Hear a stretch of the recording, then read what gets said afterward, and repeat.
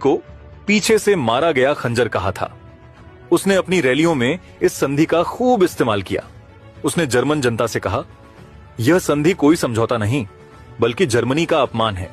मैं इस कागज के टुकड़े को फाड़ दूंगा और जर्मनी का खोया हुआ गौरव वापस लाऊंगा।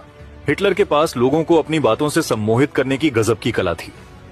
वह अपनी रैलियों में चिल्लाकर और जोश के साथ कहता था, मैं जर्मनी का खोया हुआ सम्मान वापस दिलाऊंगा। उस समय जर्मनी की अर्थव्यवस्था डूब रही थी। लोग बेरोजगार थे। हिटलर ने उन्हें एक मसीहा की तरह सुनहरे सपने दिखाए।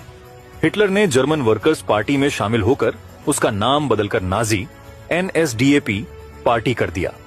उसने स्वास्तिक को अपना प्रतीक बनाया और एक निजी सेना तैयार की जो उसके विरोधियों को डराने धमकाने का काम करती थी। 1929 की आर्थिक मंदी ने आग में घी का काम किया और नाजी पार्टी सबसे बड़ी ताकत बन गई। जनवरी 1933 में जर्मनी के राष्ट्रपति हिंडनबर्ग ने मजबूरी में हिटलर को चांसलर नियुक्त किया। कुछ ही समय बाद जर्मन संसद में आग लग गई। हिटलर ने इसका इल्जाम कम्युनिस्टों पर लगाया और आपातकाल घोषित कर दिया। मार्च 1933 में हिटलर ने यह कानून पास करवाया जिसने उसे संसद की मंजूरी के बिना कानून बनाने की शक्ति दे दी। यहीं से लोकतंत्र खत्म हो गया। 1934 में जब राष्ट्रपति हिंडनबर्ग की मृत्यु हुई तो हिटलर ने राष्ट्रपति और चांसलर के पदों को मिलाकर खुद को फ्यूहरर यानी सर्वोच्च नेता घोषित कर दिया।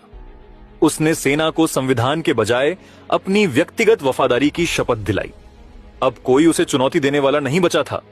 हिटलर लोकतंत्र के रास्ते से ही सत्ता में आया था, लेकिन सत्ता मिलते ही उसने लोकतंत्र की सीढ़ी को ही लात मार दी।